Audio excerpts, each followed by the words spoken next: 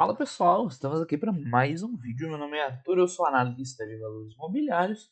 A gente vai olhar o resultado do IRB, né? O IRB de tantas emoções da galera. E enfim, muita gente aí deve estar perguntando: pô, mas por que olhar isso aí e tal, né? Perda de tempo. Cara, tudo quanto é resultado é interessante você ver, né? Por vários motivos. Então, óbvio, né, que as empresas boas, interessantes, você olha com um objetivo direto ali de eventualmente comprar elas ou acompanhar elas na sua carteira.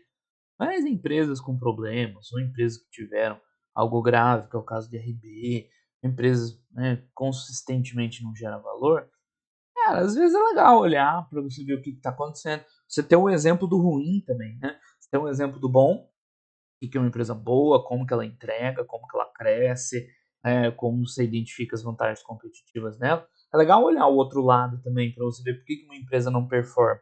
Então, a ideia da RB é isso aí, óbvio, não vou ficar fazendo vídeo de RB todo trimestre, né, aí sim é perda de tempo, né, mas é legal você ver as coisas ruins.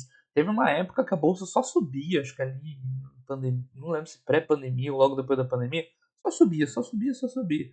Aí a galera pedia até, falou, não, faz umas empresas ruins pra gente ver como é que é. Acho que foi no começo do canal. No começo do canal eu ainda, tipo, tinha medo, assim, de abrir a caixa de ferramentas, né? Sei lá, o pessoal sair comprando empresa ruim, depois vier reclamar comigo, era uma coisa meio assim, né? Então eu procurava ali só falar de empresa boa, mais sólida e tal. O tempo foi perdendo medo. Mas é importante, tá? Você olha e você vê o que é de ruim. Isso te ajuda no desenvolver a tua habilidade de reconhecer os padrões. É porque no final das contas investir em ações é sobre reconhecer padrões. Padrão numa empresa boa, né? Você vai olhar uma empresa nova e falar, isso aqui parece uma coisa boa que eu já vi que deu muito certo. É a mesma coisa, isso aqui eu já vi dar muito problema. Então faz parte, é óbvio, né? Você provavelmente vai gastar mais horas do seu estudo aí com as empresas boas, até porque nelas você tem um objetivo, né, pragmático ali, né, de pensar em investir ou não. E nas empresas que às vezes, né, loucura investir no IRB hoje, tá? Mas é interessante para o estudo, então eu bati muito nessa tecla uma época aqui no canal, do estudar por estudar empresas. Isso falta demais às pessoas. As pessoas têm uma visão muito assim: ah, tenho essa empresa na carteira, eu vou ver o resultado. Ou, ah, tô pensando em ter essa na carteira, eu vou ver o resultado. Essa outra que eu não tenho, eu não quero ver, não me interessa. Cara, isso é muito limitante, né? Isso com o tempo vai te enviesando demais se você foca só naquilo que você tem ou só naquilo que você pré-selecionou que é interessante. Você tem que abrir a mente um pouco, olhar empresas que você não tem, que você nunca viu, ou que você já viu um dia e não gostou, você olha de novo para ver se é a mesma coisa, tá? Tanto do ponto de vista do conhecimento em si, disso que eu estou falando, de olhar como é uma empresa boa, como é uma empresa ruim, como ela se comporta ao longo do tempo, para você ir treinando a tua mente a reconhecer esses padrões, quanto do ponto de vista de que empresas ruins melhoram também.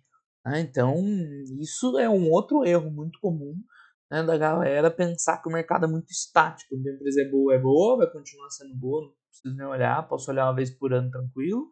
A empresa ruim é ruim, isso aqui é porcaria, mesmo que entregue um resultado melhor, porcaria, e não é verdade, tá cheio de empresa que melhora. Então, é necessário fazer esse tipo de coisa e a gente aprende e evolui e tanto a parte consciente, você entende ali o que você está evoluindo, de aprender os conceitos e tal, quanto no inconsciente, pessoal. A mente humana, ela evoluiu aprendendo a reconhecer padrões, né? Desde a gente lá como ainda um ser humano primitivo.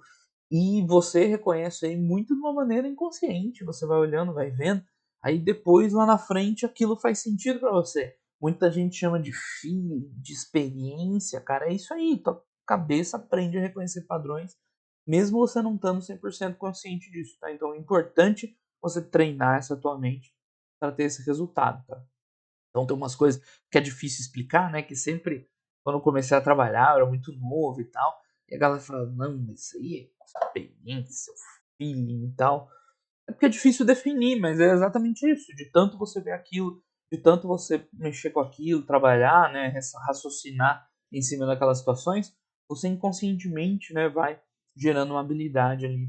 Que às vezes você não consegue nem explicar, nem definir, tá? Enfim, bora pro IRB. Acho que todo mundo conhece a história, o que deu certo, o que deu errado, mas enfim, tem muita gente nova, de bolsa e tal. que aconteceu com o IRB? A IRB era uma empresa resseguradora, tá? É quase igual a uma seguradora. Qual que é a diferença? Ela faz o seguro da seguradora. Ou seja, você tem lá uma Porto Seguro da vida, né? Faz seguro de veículo. Então, tem lá o seguro de veículos deles. Aí, assim, né, o seguro de veículo não é um bom exemplo, né? Vamos pegar uma seguradora que assume uns seguros meio complicados, assim, seguro grande, e se der errado, se der um sinistro, é um prejuízo violento, que é difícil você, né, só pelo modelo estatístico ali, né, garantir que, né, ter altos e baixos ali, você vai ter, né, aquela margenzinha que você projeta, né, que tipo, se um ou dois grandes clientes teus derem errado, você vai ter um prejuízo grande. Então, o que, que essa seguradora faz? Ela contrata uma resseguradora. Então, parte desse prêmio, né, ela faz a chamada retrocessão, que é ressegurar, ou seja, ela divide o risco com um outro player maior, tá? Não maior de tamanho, né, mas, enfim, se der um prejuízo, né, se der um sinistro naquele seguro que é grande, vai impactar, ou, assim, um prejuízo sistêmico, né, tipo, por exemplo, água, né, agropecuária. Se você tiver um fenômeno, né, sei lá, clima desfavorável, vai disparar sinistro um monte de seguros que você tem, né? Um monte de apólices que você tem. Então, nesse caso, você divide o risco com outro player, o ressegurador, e vai aí te indenizar, né, por parte dessa carteira. Você diminui o prejuízo, você se mantém ali, né, num resultado um pouco mais constante. Então, é isso que uma resseguradora faz. É essencialmente, né, parecido com o case de seguros. Então, o IRB, tá, é um ressegurador importante para o sistema, tanto que os principais acionistas dele eram os principais bancos brasileiros. Então, a impressão que dá é que ele foi criado lá atrás, assim, meio que para, né, garantir o sistema, né, porque é necessário tal, essa figura, ressegurador e tal, tem um ressegurador grande. E ele abriu capital lá, meados da década passada. Né, todo mundo falava que era uma empresa interessante e tudo mais. Tinha como sócios Itaú, Bradesco, Brasil, Caixa, né, os principais sócios e tal, abriu capital. Então, o que, que aconteceu com o IRB? É porque o negócio era ruim, a gente nem sabe até agora, porque depois da abertura do capital, quando relaxaram os controles, não é que relaxou os controles, né?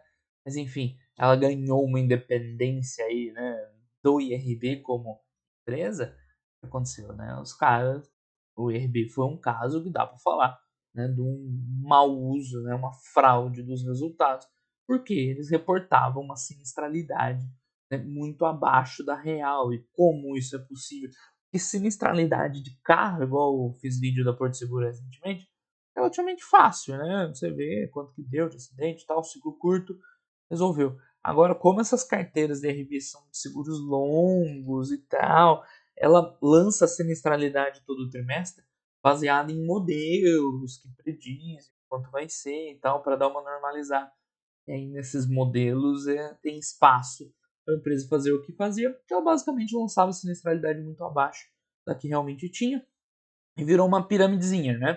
Então, eles reportavam um lucro que eles não tinham, né? E aí, claro, né, a empresa ia crescendo, mas nossa, a sinistralidade eles iam rolando, né, para frente em termos financeiros, né, e chegou um momento que ia explodir. Então, quando aconteceu, né, de se descobrir que a RB, na verdade, né, os números eram outros, aquilo que ela reportava não era o resultado dela, né, ela reportava uma sinistralidade abaixo do que deveria, tal, cara, ela ia explodir isso aí em um, dois trimestres, tá? Então teve toda essa, nossa, confusão, e carta do esquadro, e Warren Buffett comprando, umas loucuras, parece coisa de filme.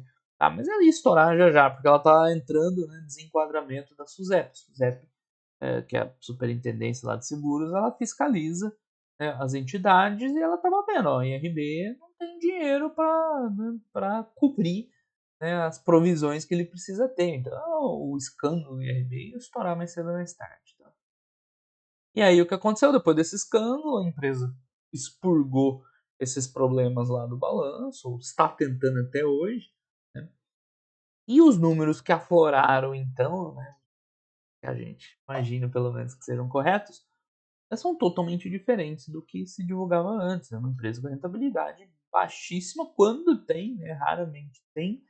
Né? Então, enfim, hoje não tem motivo nenhum para investir no RB. Ah, e por que, que o pessoal continua lá? Cara, é pura sardinhagem, puro viés de ancoragem, Tem o que a gente sempre fala, né? Dificuldade de assumir os erros e tudo mais. Você olha para o retorno aqui, né, para o gráfico de cotações, o que aconteceu com a empresa, né? Ela fez o IPO, ela ficou entregando resultados excelentes, então essa alta aqui não é que foi uma bolha, tá? A alta fazia sentido, tá? Porque a empresa entregava resultados bons, índices excelentes. Tem vídeo, eu fiz questão de não tirar, tem vídeo meu no canal lá atrás, só procurar falando super bem de IRB, porque os números divulgados eram bons. É isso que a gente faz. Tá? Então era índice de rentabilidade muito alto, crescimento forte, parecia ser uma empresa excepcional. Tá? Então essa alta não tinha nada de errado. Tá, você pode até justificar porque o valor de mercado dela chegou a 40 bi, né? Enfim, e ela chegou e o lucro dela máximo foi tipo 1,2 bi. Claro, isso é meio caro. Tá, isso é discutível, né? Mas assim, dizer que é uma bolha, não dá para dizer que é uma bolha. Ela foi crescendo à medida que o lucro foi crescendo, a empresa ia mostrando características. Se ela valia 40 vezes o lucro, é outra discussão. Então, quando veio à tona que nada daquilo era verdade, a empresa despencou com toda a razão. E assim, eu sempre falo isso, cara, ela aqui, tá? Ela era cara pra caramba, porque ela não tinha lucro. Então não tem preço para empresa que não entrega lucro. Ah, não tem preço baixo. Empresa que não entrega lucro nunca tá barata. Cadê o gráfico de valor de mercado? Então, ó, logo depois, assim, ó, no começo de 2020, coincidiu com pandemia, né? Eles divulgaram que de fato tinha uns problemas e tal. Ela ainda tá valendo 10 bilhões, cara. Ainda era muito dinheiro, tá? Não era dinheiro. Ah, não valia 10 bilhões. 10 bilhões para um lucro de 1 bi até um valor ok, mas ela não lucrava 1 bi. Ela dava na época ali só prejuízo. Então, esse é o ponto, é o mal do viés de ancoragem. Porque que o Sardinhão pensa? Lá, a empresa estava custando, tá tudo distorcido isso aqui, né? Porque tá ajustado para os eventos acionários posteriores. Mas a preços de hoje, a ação valia R$ 1.200.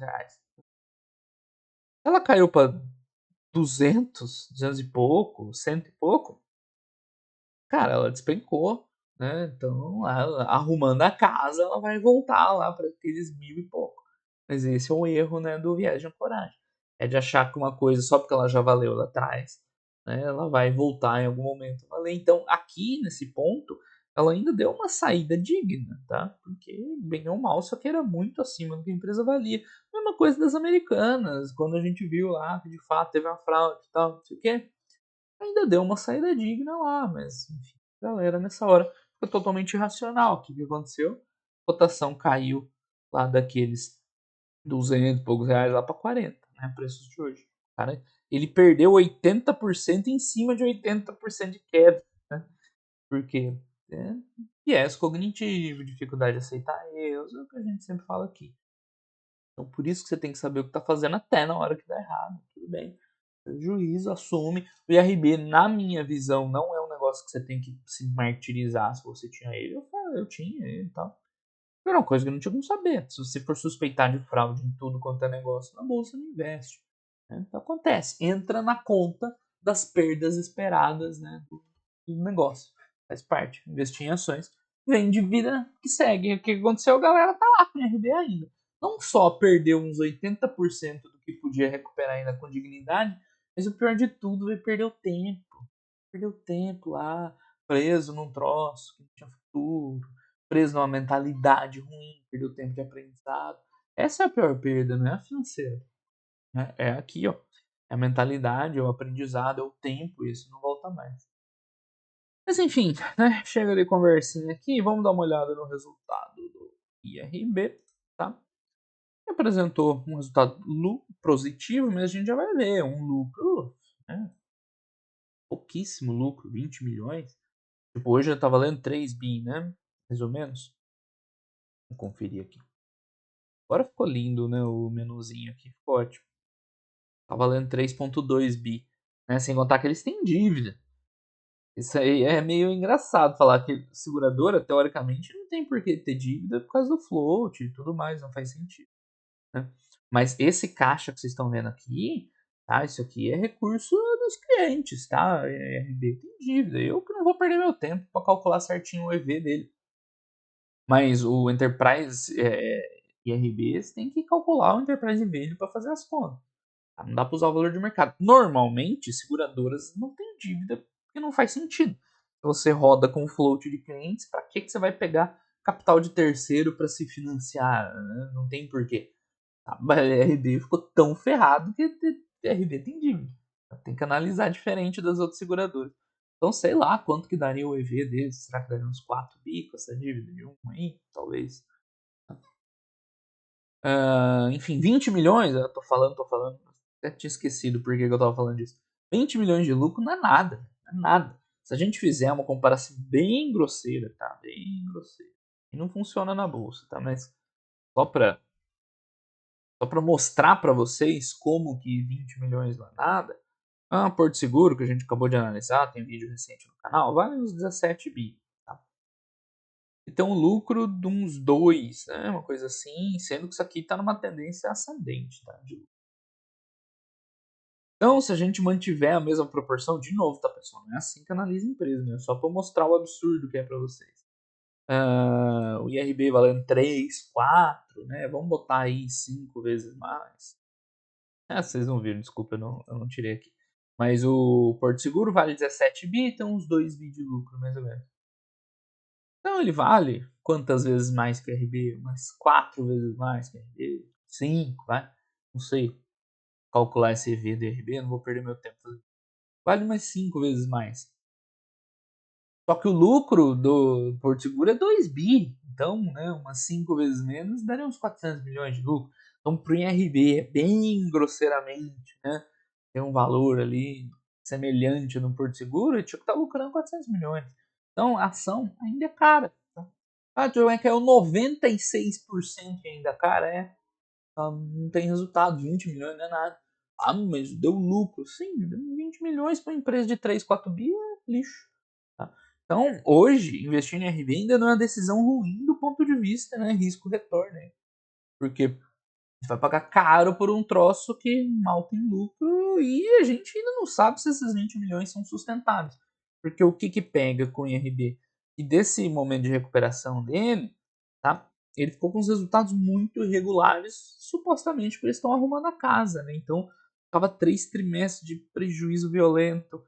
Aí, veio um resultado positivo, agora vai, né? Equilibrou já.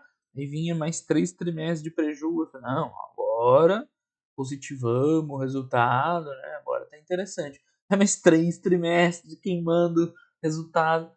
Pelo menos tem 2 tri no verdinho agora, mas números muito irrelevantes.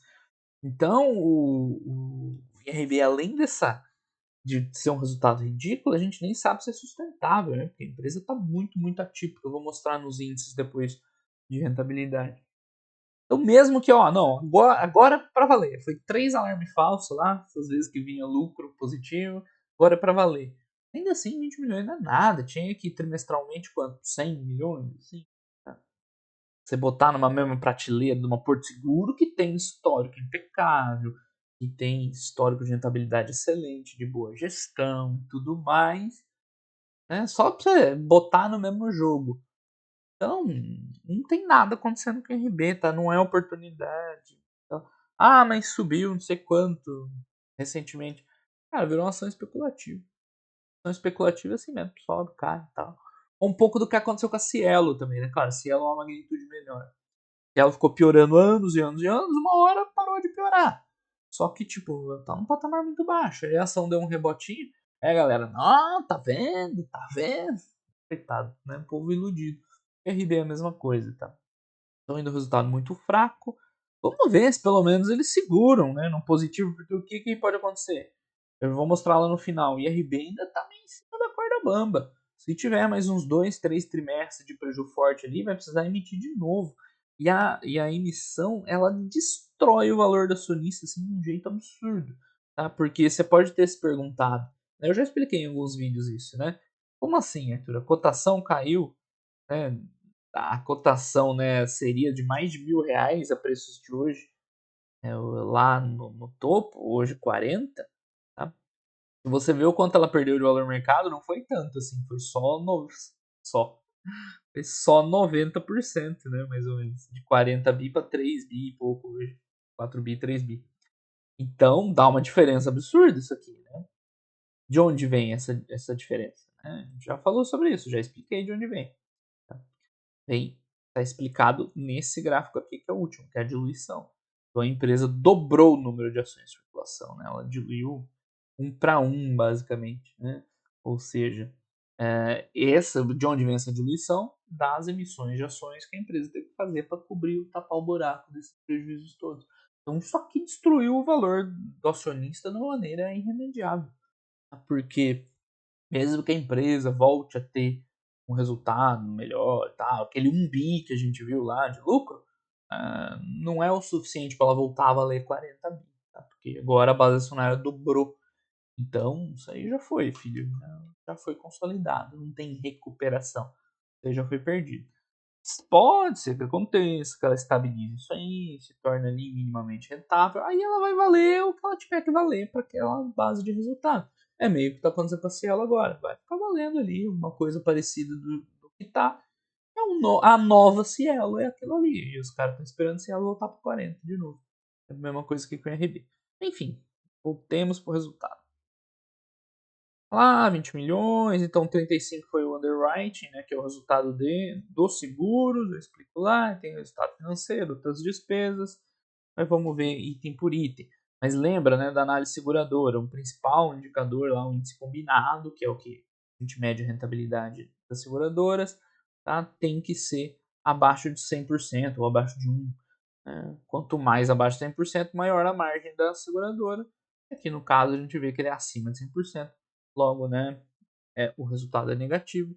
Só veio com esse lucro, né, mirrado de 20 milhões porque o resultado financeiro segurou, tá? Mas a operação dela de seguros ainda é deficitária. Blá, blá, renovamos os contratos, nova marca, nova sede. Eles estão tentando lá. Mas você nunca vai comprar nada, nem acreditar em nada, nenhuma promessa. Você vai conferir sempre nos números. Né? Então faz 3 anos aí prometendo. O cenário de seguros, os preços estão aumentando, isso a gente viu, né? Porto Seguro lá, tudo mais, elevação de preços, marketing, tudo a gente já sabe. Vamos para os números, tá? Então, teve até uma pessoa que perguntou no Fundamentei, ela falou, como assim? Os caras têm 1 bilhão de prêmio emitido, como é que não dá lucro? Pois é, eles gastam mais do que ganham, tá? Como que funciona? A seguradora ela não tem uma DRE bonitinha, né? Falei lá na Porto Seguro. São outros itens que tem na... Então, como é que funciona mais ou menos? Tem um prêmio emitido, né, 1,4 bi, que é o quanto ela recebe dos prêmios que ela está segurando, ressegurando. Tá? Isso é fácil de entender. Tá? Aí começam os descontos. Tem uma divisão, né, entre Brasil e exterior. Tal. Aí a gente pula para prêmio retido. Qual que é a diferença do prêmio emitido para o prêmio retido? Aqui entra a retrocessão, tá? Que é um resseguro. Então a IRB ele também faz resseguro. Porque ele também, né, se acontecer um sinistro de grandes proporções, ou né, mais comum, um sinistro sistêmico, né, ele também toma ferro. Então ele ressegura parte dos resseguros. Aí com quem? Com uma resseguradora? Não, uma outra resseguradora. Tá? Então divide o prejuízo. É igual no jogo do bicho. No jogo do bicho, quando um cara chegava e apostava alto em alguma coisa, o bicheiro ia lá e dividia com os outros. E caso né, esse cara ganhasse, né, eles ajudavam a absorver o prejuízo. Aqui é a mesma coisa. Então tem a retrocessão, que é o resseguro do resseguro. Então o 1,4 bi já baixou para 1. Do prêmio retido para o prêmio ganho, que é a próxima linha aqui, tem uma provisão técnica lá, que às vezes é maior, às vezes é menor, às vezes é positivo, entendeu? Isso aqui é variação de provisão. Sinceramente, eu já cheguei a olhar isso aí, mas já não lembro mais nada, tá? Então não sei explicar em detalhes isso para vocês. Mas é uma provisão técnica lá, dos seguros e tudo mais. Aí vira o prêmio ganho. Ok, 1 bilhão, manteve aqui. Depois vem a principal despesa das seguradoras e resseguradoras, que são os sinistros. Tá? E aqui, como eu falei, é um pouco mais complicado, porque eles têm né, contratos grandes. Então, como é que é a dinâmica do resseguro? Não é igual a Porto, né? Bateu o carro, o cara liga para Porto, já, blá, blá, blá. Não, aqui, tipo, primeiro o sinistro dá na seguradora, tá? Que vai, blá, blá, blá. Depois ela aciona a resseguradora. Então é uma dinâmica mais longa, mais complexa. Então essa sinistralidade, eles têm um modelo para lançar ela, né? Regime de competência, né? Já pensando no que eles sabem que deu sinistro, mas ainda não acionaram, né, a resseguradora. Então tem um lance aí. E é justamente nessas provisões e um pouco de subjetividade que a galera lá aproveitou para lançar, para fazer os esquemas lá no passado. Tá?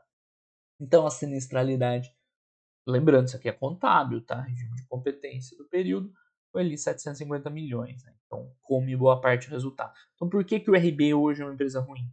A sinistralidade é muito alta.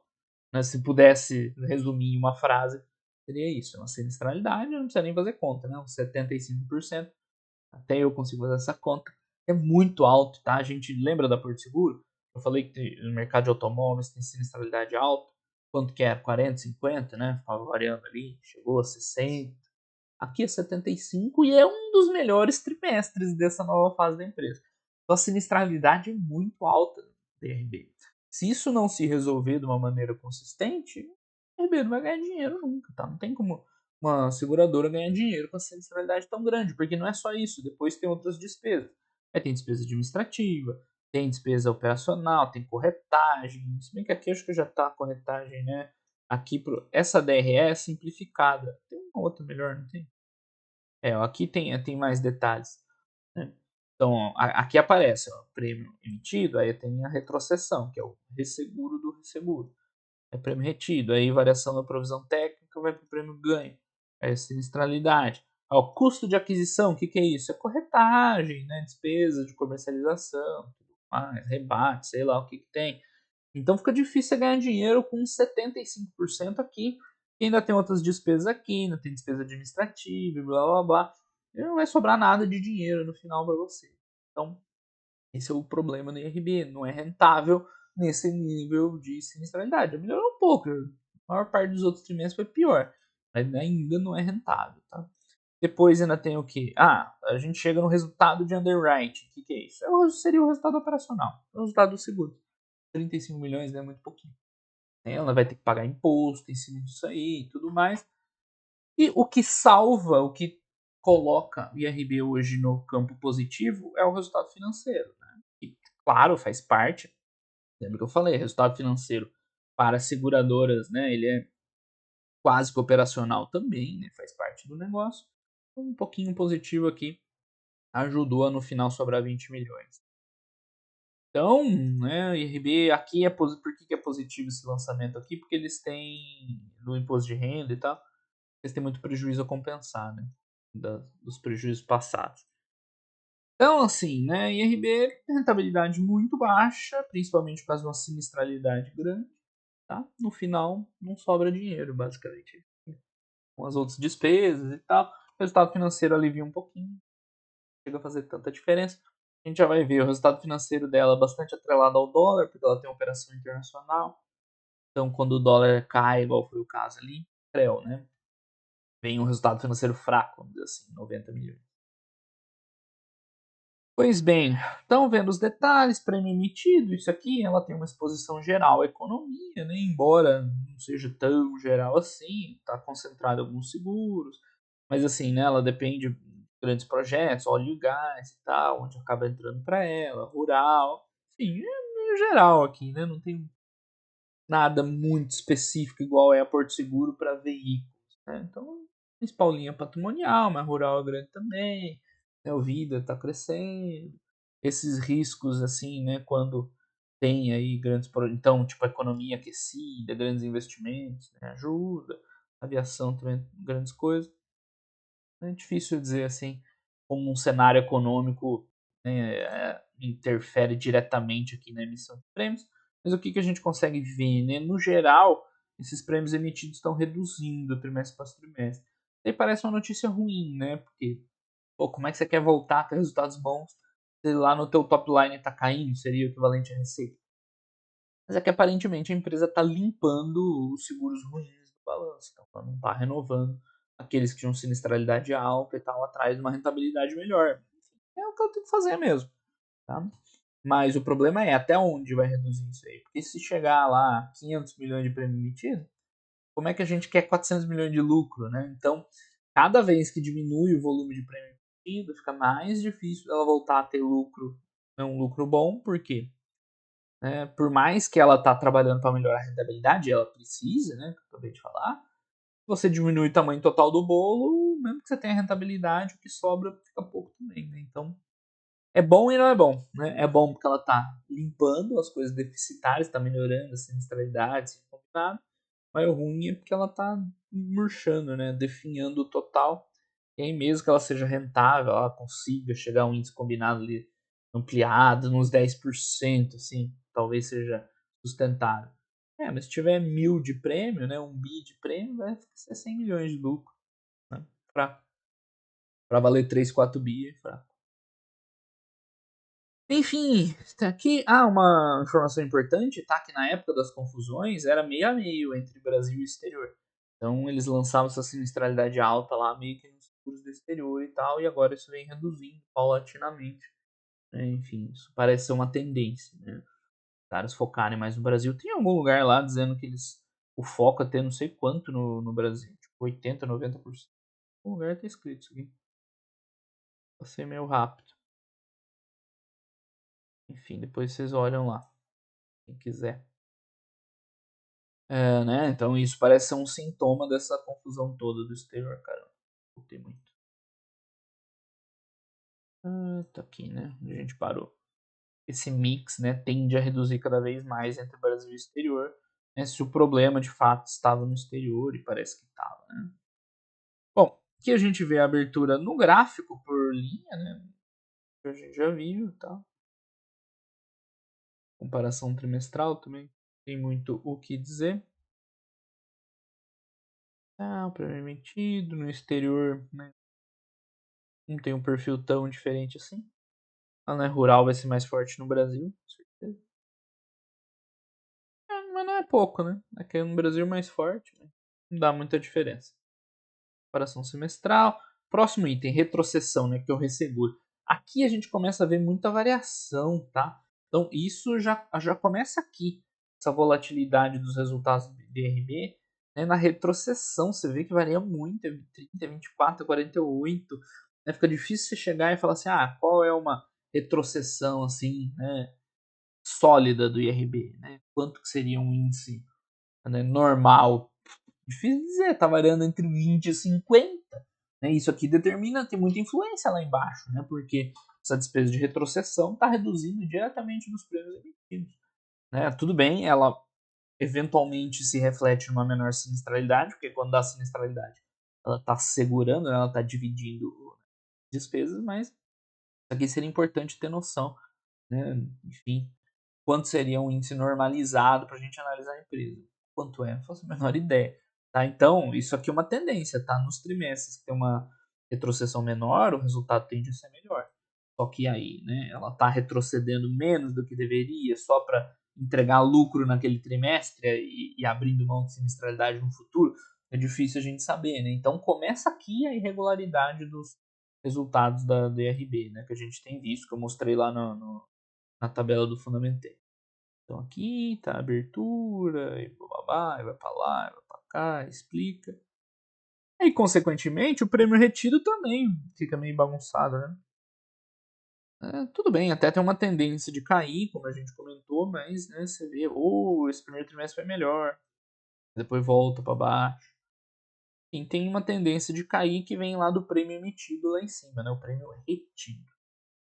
A seguir tem as provisões, que é outra volatilidade grande, mas aqui pelo menos é pouco, tá? É 90 milhões para cá, 60 para mais, 90 para menos. Né? Em 1 bi não muda tanto. Né? O problema maior aqui do prêmio retrocedido ser irregular é porque são valores grandes. Né? Estamos falando de um trimestre, cadê? Aqui só tem percentual. Mas você está falando de um trimestre ser 300 milhões, no outro são 800. 800 milhões, pô, a empresa está emitindo 1,3, 1,4, é muita coisa, né? Então, a provisão técnica, eu entendo que ela varia e o valor que ela varia aqui acaba não sendo tão grande, né? Então, às vezes é negativo, às vezes é positivo. Beleza, aqui não acaba não impactando tanto assim no resultado. E você só reza para essa variação, essa previsão tá sendo bem feita, adequada. Então aqui tem aqueles modelos e tal, proventos sinistros, mas e chegamos no prêmio ganho, né, que seria tipo uma receita lucro bruto. É difícil, né, traçar um paralelo da seguradora para DRE normal. Seria tipo lucro bruto, né? Não, mas a sinistralidade é a principal despesa, não. Isso seria tipo a receita líquida. É o prêmio emitido tipo uma receita bruta e aqui uma receita líquida, porque a sinistralidade seria tipo o CPV, né? Fazendo uma comparação bem grosseira. Enfim, prêmio ganho acaba, né, novamente tendo uma boa variabilidade, porque né, principalmente devido ao índice de retrocessão, mas as provisões também. Então, melhor, pior, melhor, pior. É difícil a gente estabelecer, né, o que é um normal de um IRB da vida. E aí vem a principal despesa, que são os sinistros, né? Então, de novo, aqui também tem uma volatilidade grande, isso dificulta muito entender como está o IRB hoje, porque pô, tem trimestre que lança 120% de sinistralidade. Como é que você vai ganhar, velho? E, tipo, tudo bem, é a principal despesa, mas se uma só das suas despesas já é maior do que tudo que você recebeu, é só entra mais despesa aqui, comissionamento administrativo. Então, ter sinistralidade de 70 já é muito alto. Imagina 120, cento e pouco.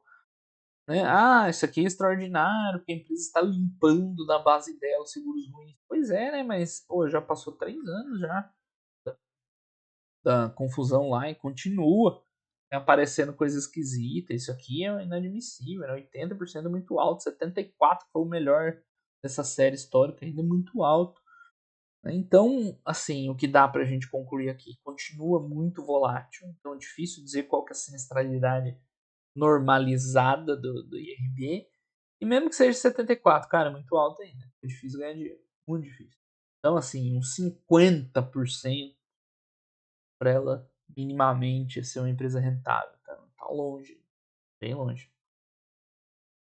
Assim, chute, tá? Esse 50%. Não, sinistralidade, Brasil, exterior, né? Você vê que pelo menos aqui deu uma parece estar se acomodando, né? Num número mais estável de longo prazo. Tem que esperar um pouco mais para ver, né? Foram só 2 trimestres um pouco mais tranquilos. Aqui abertura da sinistralidade, o rural arrebentou com a empresa, né? Ah, isso no passado, mas agora ainda foi ruim, 99. Não entendi isso aqui, que teve reversão. Então você vê, é um trimestre que parece meio excepcionalmente bom, né? Com reversão de sinistro, uma operação aqui, que também tirou alguma coisa. Então continua com os esqueletinhos no armário, né? Não dá para confiar só nesse trimestre, não. Para dizer que o RB estabilizou como lucrativo. A estabilidade no exterior também muito alta, né? Tirando essas daqui. E aí o resto, né? Custo de aquisição, que entra aí principalmente corretagem, comissionamento, né? Aqui já não varia tanto, fica ali, né? Esse intervalo. Aqui não tem muito o que fazer, né? Faz parte do business e tal. Ainda tem despesa administrativa. Ah, tem outras receitas e despesas. Isso aqui é muito esquisito, né? Parece que é Research and Development, RD. Mas é receitas e despesas, né? Obviamente. Tem pesquisa, né? RB. Enfim, valor pequeno, né? Às vezes entra umas coisinhas a mais aqui, nada demais. E chega ao resultado de subscrição, tá. Sem contar as despesas administrativas, né? Que é levemente positivo, 35. Aqui ainda tem que pesar a despesa administrativa, imposto, então não é um resultado bom, né? Ah, deu positivo, mas se a empresa acabasse aqui, ela ia fechar com prejuízo. A sorte é que tem um resultado financeiro. Então tá aqui, ó, rural e outros dando prejuízo. Resultado de underwriting fraco, mas tipo, não é negativo, né? 500, 600 milhões era no passado. Tem que ver se isso aqui se sustenta. Aí eu ainda entro em despesa geral administrativa, que é tipo 2 vezes, mais que 2 vezes o resultado de seguros, né? Por isso que é bem ruim. Aqui é isso mesmo, tá, pessoal? 70, 80 milhões é o custo da empresa. Tá? E assim, sendo sincero, é um custo relativamente baixo até em relação à receita, aos prêmios e tal. Então, aí, para ser honesto, sempre foi um trabalho bem feito pela empresa. Fica 5, 6, 8, um pouquinho mais alto. Mas é porque o prêmio emitido tá caindo, né? Então isso aqui era um negócio inflado também na época lá da DRB maquiada. Porque era 5, né? Índice de despesa administrativa eu sempre falava, é muito bom. Só que o problema é que eles estavam jogando lá para cima o resultado, né? Eles estavam inflando o denominador, né? Por isso que ficava baixo. A despesa normal, 8% já é mais parecido com a empresa normal. Né? Tá aqui, ó, história. Tudo bem que aqui já é recente, mas lá naquela época lá das tretas era 4, 5. Eu falava, nossa, essa empresa é muito eficiente. Ela, não, ela que bota uma receita que ela não tem, né? Na verdade, esse é o problema. Ok. Tributos tem que fazer, tem que pagar. Então, isso aqui é tributo da operação, tá? Dos seguros e tal, PIS/COFINS. Porque no imposto de renda da empresa, eles têm, na verdade, muito prejuízo para compensar. Enfim, o resultado financeiro positivo vem mais fraco esse trimestre. Então, isso aqui, né, num trimestre normal, tende a ficar mais nessa faixa aqui, cento e poucos milhões, que é uma notícia positiva, né, para a empresa. Mas a gente viu que, ao mesmo tempo, teve umas reversões ali em cima, coisa que não dá para confiar muito. E por que veio mais fraco? Por causa disso aqui, ó, tem 40% da carteira dela em dólar, o que faz sentido, tá? Antes que vocês se preocupem mais, faz sentido porque ela tem uma operação importante no exterior, certo? Então, em último caso, né, esse resultado essa carteira aí do float, ela é o dinheiro, né, que é proveniente dessas operações que você rentabiliza. Mas você não pode pegar uma operação no exterior que você está fazendo resseguro e investir aqui no Brasil. Você corre um risco cambial grande. Tá? Então, não tem nenhum problema quanto a isso. Tá? É isso mesmo. A questão é que o resultado financeiro aí vai variar conforme o câmbio, né? Enfim, não tem o que fazer. O resto da carteira tá tranquilo, né? É o padrão normal aí, uma parte em pós-fixado, uma parte em inflação, né? De mais longo prazo provavelmente, e um pouquinho de pré. E padrão, mas tem 1% de renda variável. Irrelevante. Tá? Aqui não tem nenhum problema, é isso mesmo. Tá? A empresa faz o que deveria fazer. Um efeitinho colateral é esse, o câmbio acaba pesando. Fazer o quê? Antes o problema dela fosse esse, né? O resultado, lucro líquido, a gente já viu, 20 milhões, bem fraquinho, né? Pelo menos está lucrando, né? Para uma empresa do tamanho do RBE e tal, né? Fazendo uma comparação bem grosseira com pares, ela tinha que estar lucrando uns 100 milhões por trimestre, mais ou menos, para esse preço e valor de mercado. Ou seja, por mais que ela tenha caído, por mais que ela tenha despencado 96%, ela ainda é cara, então ela entrega. Se ela não melhorar isso aí, não tem por que ela valer esse valor, quanto mais voltar a subir. Né? Então hoje, puramente especulativo. Ah, ela pode melhorar e tal? Pode estabilizar, melhorar aquele índice de sinistralidade, chegar aí nesses 100 milhões trimestre, dar uns 400 por ano, uns 500. Só que ainda é, né, compatível com uma empresa de 3, 4 bi. Não que ela esteja barata. O pessoal acha que tá porque ela caiu 96%, mas não tá. Enfim, mais alguma coisa pra falar? Falando alguma coisa da auditoria? O caixa. Ah, eles queimaram caixa no trimestre, né? Caixa consumido em operações. Por quê? Tudo isso que a gente viu é DRE, regime de competência. Tá? Então, tipo, 20 milhões não é nada. Né? Dá uns casamentinhos ali com caixa. Ela continua meio na corda bamba em termos de estrutura de capital, tá? Queimou um caixinha aí, ela tá com uma sobra aqui regulatória bem apertada, cadê? E, né? Então, ela tem uns 122% do capital mínimo requerido. Isso aqui para uma seguradora que é super sólida e tem resultado consistentemente bom, tá tranquilo. Né? Tem uma sobrinha boa. Só que a RB de vez em quando vai lá e lança um preju monstro. Se entrar mais preju monstro, igual a gente viu ali no ano passado, cara, vai precisar de mais capital. Tá? Não tem espaço aí para ter grandes prejuízos, não. Então, se ainda tiver esqueleto no armário para tirar, mais ou menos de capital. E aí, retorno acionista, no pro buraco. Ah, então mas já caiu tudo. Não, cara, pode cair mais ainda. Pode perder mais valor ainda, tá? Não chegou no fundo. Fala, ah, daqui não tem como piorar. Tem. Sempre tem. né, uma cobertura de provisão e tal, não é nos 500 milhões para ela, a gente viu, já teve trimestre que ela tá de 600 de prejuízo, tá? Então, não tem uma folga, ela não, tipo, não se safou ainda, né? Se ela estabilizar nesse patamar aí, ser minimamente lucrativo, beleza, mas garantido ainda não. Aí, né? Chegou nos anexos. Então, IRB, pessoalito, não tem mais o que acrescentar, né? A empresa hoje não é boa, basicamente. Já fiz o ano fechado dela. Vamos ver, prêmios emitidos não mostraram melhor, o quarto trimestre pareceu menos pior. Índice combinado continua longe da rentabilidade, verdade, aporte de capital. Ó, eu coloquei que 2023 é possível que aconteça novamente, é o que eu acabei de falar. Ela teve dois. Desculpa. Eu coloquei, ó, 2023 é possível que aconteça novamente. Isso eu fiz no ano passado, né, no começo do ano, sem ver os resultados desse ano. E é o que eu acabei de falar ali, ela ainda tá melhor aqui. É como teve dois trimestres melhorzinhos, né, não piorou. Mas continua, se voltar a entrar uns prejuízos grandes daquele, é erro, né? Ela está sujeita a acontecer novamente. Então, como é que é? O IRB está tentando arrumar a casa, ainda não consigo mostrar que é possível se manter de uma maneira consistente. Exatamente isso. Então, o resultado do segundo trimestre de 23, embora, né, minimamente tenha se mantido, mas não evoluiu muito, né? Então, os prêmios emitidos seguem uma sequência de queda, viu? De queda.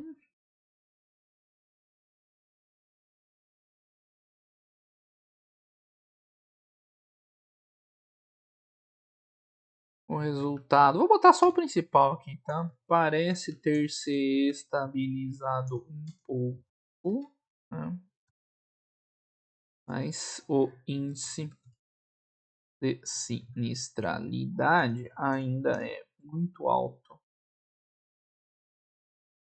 para a empresa ter uma boa rentabilidade, né? A 75, muito difícil a empresa ser rentável. Se isso for o melhor que o RB consegue entregar, né, não vai ser uma empresa boa. Mas reduzir ali para uns 650, melhora um pouquinho, né? Mas nesse nível de 75 não sobra dinheiro, né? Então, os resultados, isso me incomoda muito, ainda são muito irregulares e é difícil estabelecer, né, o que seria um nível normal por todos aqueles itens que a gente viu, variação na retrocessão, na própria sinistralidade, nas provisões, né, fica muito difícil. O resultado financeiro tem impacto relevante, né, do câmbio.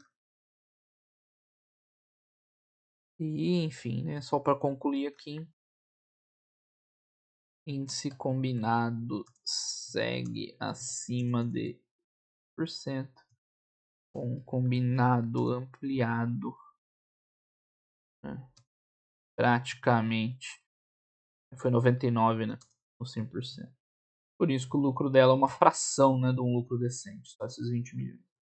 Então, embora o IRB, isso é verdade, né, tenha estabilizado minimamente, né, porque a gente não sabe, foram só 2 trimestres, o seu resultado, né, os patamares de rentabilidade ainda são muito fracos, né, a queda nos prêmios não ajuda e a empresa ainda parece que não tem condições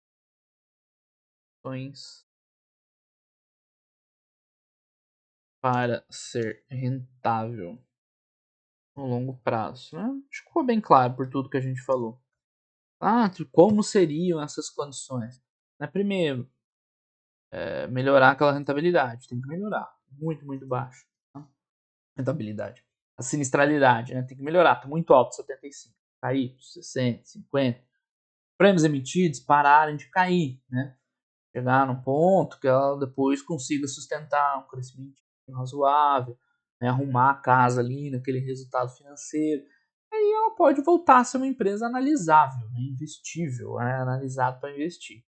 Né? Mas enquanto isso não acontece, hoje não faz sentido, né? Tentar pegar uma faca caindo e a gente viu que ela cai mesmo, ela cai com força. Então, o IRB ainda não está livre de eventuais novas chamadas de capital e tal.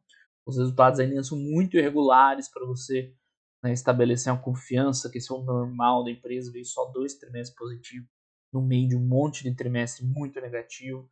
O valor de mercado dela nem é grande coisa, assim, às vezes você faz uma aposta, tipo se ele estivesse valendo 50 milhões ou 500 milhões, o IRB agora aposta, né? Falei, vou no escuro total, mas né, esperando que a empresa minimamente arrume ali e consiga esses 400 milhões de lucro. Se a empresa está valendo 500 milhões e isso acontecer, que não é nenhuma garantia, beleza, né? Você tem um potencialzinho ali de ganho pela né, apreciação dos múltiplos. Mas não é o caso, cara. Ainda é mais ou menos um valor alto para a empresa, né? Claro, isso é muito subjetivo. Mas não é de graça, então se tudo der certo, o IRB deve continuar valendo mais ou menos o que está valendo. E você não quer isso, você quer, né, ao investir em renda variável, em ações, você quer assimetria. Né? Se tudo der errado, você quer perder muito pouco, e se tudo der certo, você quer ganhar muito. Isso que é um bom investimento de longo prazo. Aí você vai chegar no IRB, se tudo der certo, você talvez ganhe alguma coisa, talvez fique no 0 a 0. Se tudo der errado, você perde tudo. Então é uma péssima decisão de investimento hoje. Claro, mas eu tenho o RB do passado. Não faz diferença, o passado ficou no passado. Ela não vai voltar. Você tem que avaliar sempre a decisão de investimento, né, que no caso, para quem já tem é continuar ou não, né, com base no hoje, não com base no passado. Isso aí chama, é um viés, comportamental de sunk cost. Como é que fala em português? Custo afundado? Provavelmente não, né? Sunk cost é bem relevante isso. E a galera erra muito nisso. Agora eu já tenho, agora eu vou até o fim. Coitado, né, pessoal? Quanto dinheiro já não foi perdido desse jeito? Então hoje é uma péssima decisão de investimento. Se tudo der certo, você talvez não perca dinheiro. Se tudo der errado, você vai perder todo o seu dinheiro. Não, você é exatamente o oposto, né? Se tudo der errado, perder o mínimo possível. Se tudo der certo, ganhar muitas e muitas vezes. Ok, pessoal? Essa análise do IRB é importante mesmo para quem né, não está nessa galera que eu acabei de falar, mas para reconhecer esses padrões, vocês viram, rentabilidade muito baixa, top line caindo, não tem como ganhar dinheiro desse jeito, resultado irregular, a falta de previsibilidade sobre os resultados, então, né, umas coisas meio estranhas ali, umas reversões e tal. Então, quando uma empresa que você acompanha começa a mostrar isso aí, não, bora. A empresa só diminui de tamanho. Rentabilidade até segurou um pouco a sangria, mas ainda é bem fraca. Né? O resto, umas coisas meio estranhas, como você vai investir numa empresa dessa? Então é uma boa lição para aprender mesmo que seja, né? Aprender pelo outro lado das empresas ruins. Então é isso aí, pessoal. Por hoje é só, né? Ficou comprido o vídeo. Ficou legal. Né? Grande abraço aí para todo mundo e até os próximos vídeos. Valeu!